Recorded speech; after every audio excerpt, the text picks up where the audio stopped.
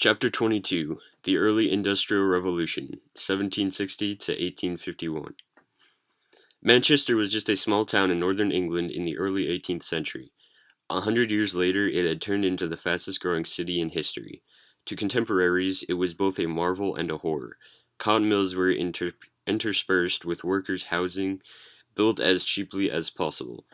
The economist Nassau Sr. described these workers' quarters. But when I went through their habitations, my only wonder was that tolerable health could be maintained by the inmates of such houses. These towns have been erected by small speculators with utter disregard to everything except immediate profit. In one place we saw a whole street following the course of a ditch, in order to have deeper cellars for people, not for lumber, without the expense of excavation. Not a house in the street escaped cholera. The streets are unpaved, with a dunghole or a pound in the middle, the houses built back to back, without ventilation or drainage. The whole families could occupy each a corner of a cellar or of a garret. Not everyone deplored the living conditions in the new industrial city. Frederick Engels recounts a meeting with a well-to-do citizen. One day I walked with one of the middle-class gentlemen into Manchester.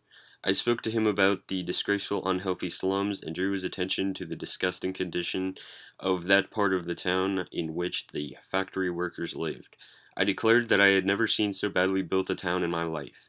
He listened patiently, and at the corner of the street at which we parted company, he remarked, "And yet there is a great deal of money made here. Good morning, sir." Manchester's rise as a large industrial city was a result of what historians call the Industrial Revolution. The transformation of the economy, the environment, and living conditions, occurring first in England in the 18th century, that resulted from the use of steam engines, the mechanization of manufacturing in factories, and innovations in transportation and communication. The most profound transformation in human life since the beginnings of agriculture. This revolution involved dramatic innovations in manufacturing, mining, transportation, and communications, and equally rapid changes in society and commerce. New relationships between social groups created an environment that was so conducive to technical innovation and economic growth. New technologies and new social and economic arrangements allowed the industrializing countries, first Britain, then Western Europe, and the United States, to unleash massive increases in production and productivity, exploit the world's natural resources as never before, and transform the environment and human life in unprecedented ways.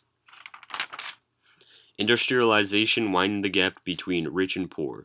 The people who owned and controlled the innovations amassed wealth and power over nature and over other people, while some lived in spectacular luxury. Workers, including children, worked long hours in dangerous factories and lived crowded together in unsanitary tenements.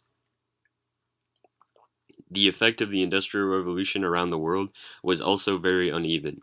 The first countries to industrialize grew rich and powerful. In Egypt and India, the economic and military power of the European countries stifled the tenements beginning of industrialization.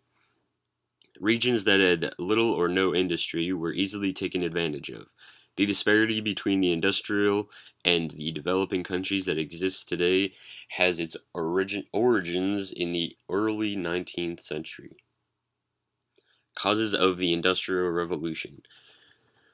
What caused the Industrial Revolution, and why did it begin in England in the late 18th century? These are two of the great questions of history. The basic preconditions of this momentous event seem to have been economic development propelled by population growth, an agricultural revolution, the expansion of trade, and an openness to innovation. Population growth. The population of Europe rose in the 18th century, slowly at first, faster after 1780, even faster in the early 19th century. The population of England and Wales rose from 5.5 million in 1688 to 9 million in 1801. And 18 million by 1851, increases never before experienced in European history. The growth of population resulted from more widespread resistance to disease and more reliable food supplies, thanks to the new crops that originated in the Americas. See Chapter 17. More job opportunities led people to marry at earlier ages and have more children. In the early 19th century, some 40% of the population of Britain was under 15 years of age. This high proportion of youths explains both the vitality of the British people in that period and the widespread use of child labor.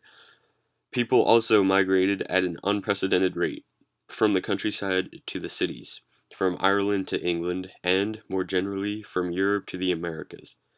Thanks to emigration, the population of the United States rose from 4 million in 1791 to 9.6 million in 1820, and 31.5 million in 1860, faster than in any other part of the world at this time.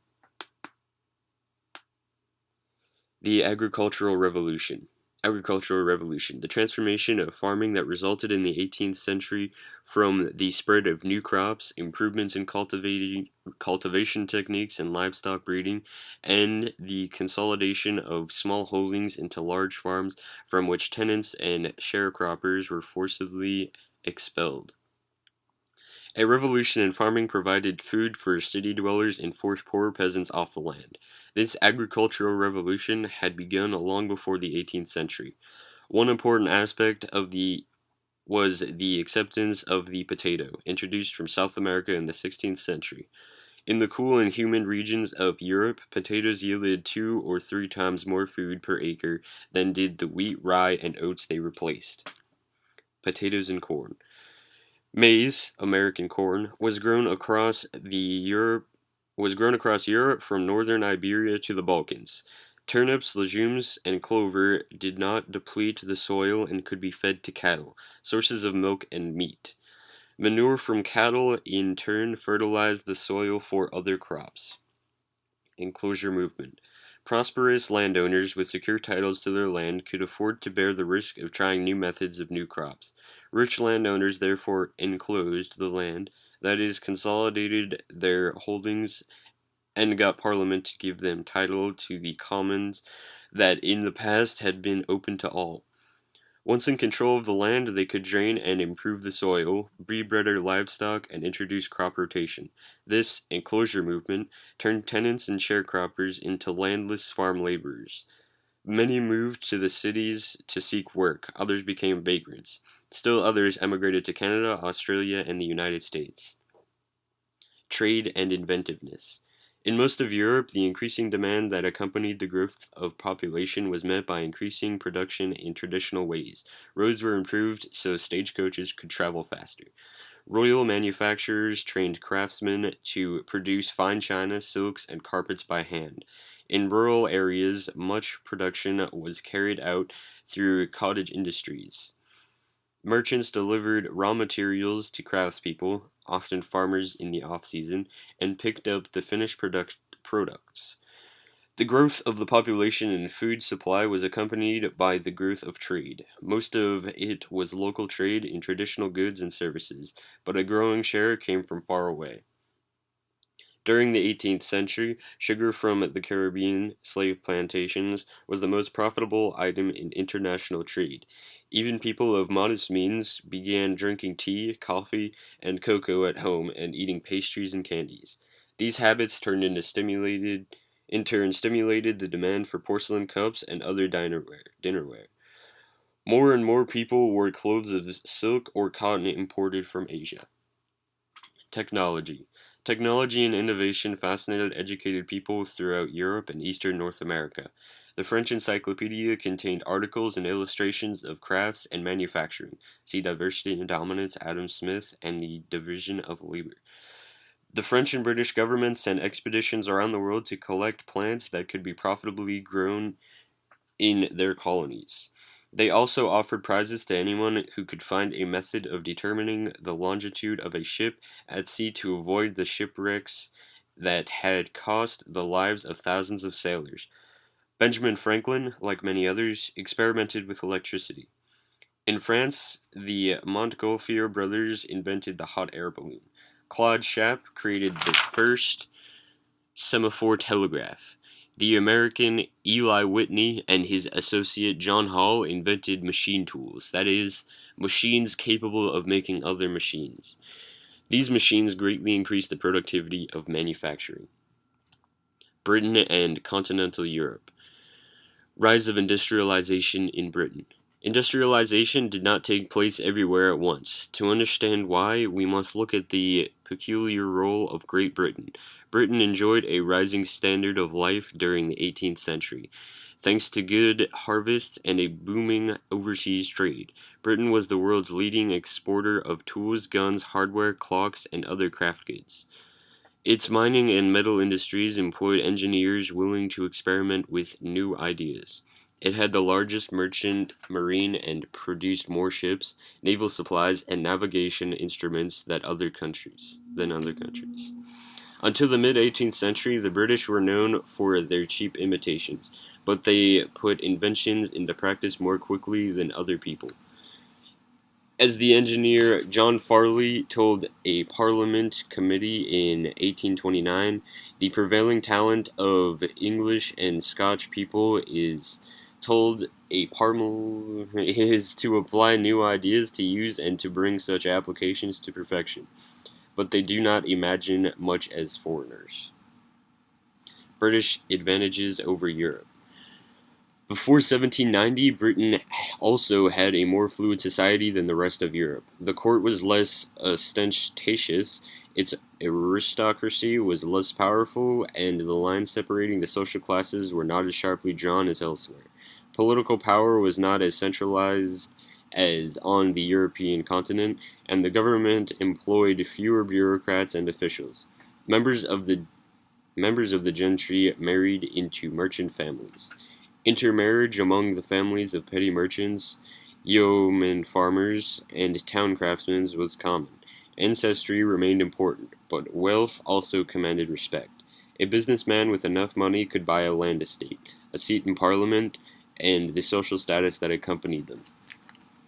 At a time when transportation by land was very costly, Great Britain had good water transportation thanks to its indented coastline, navigable rivers, and growing networks of canals. It had a unified internal market with none of the duties and tolls that goods had to pay for very few miles in France.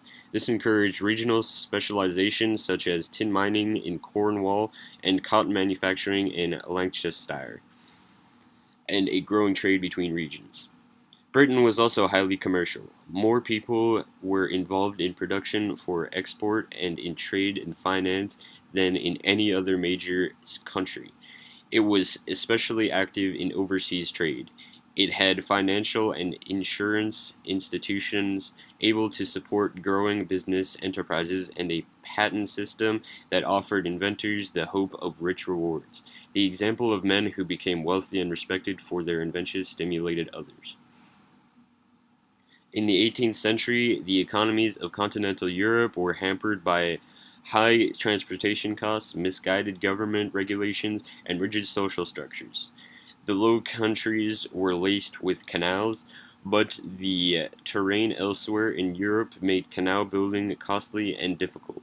Attempts to import British techniques and organize factory production foundered for lack of markets or management skills. In addition, from 1789 to 1815, Europe was scarred by revolution and wars.